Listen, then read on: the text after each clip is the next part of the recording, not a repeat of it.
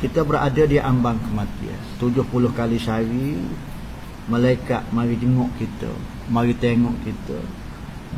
Apatah lagi di usia seperti kita ni, memang gitulah keadaannya.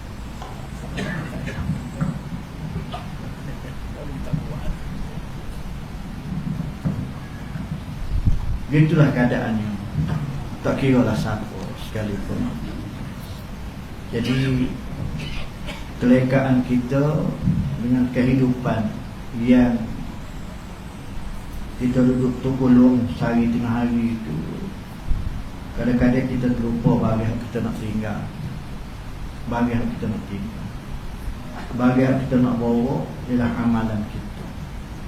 Antara asas amalannya semaya Jumaat, antaranya lain lagi sedekah, antara lain lagi iaitu baca Quran.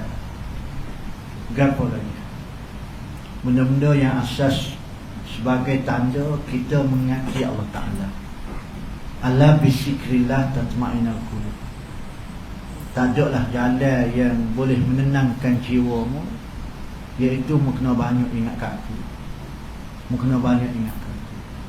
Dan bila mu banyak ingat kat aku, sudah tentu kamu akan melakukan sesuatu yang menjurus ke arah pak aku kena, pak aku suruh buat, supaya merasai bahawasanya kehidupan ini adalah sementara dan kakah-kakah tu hak nak bawa.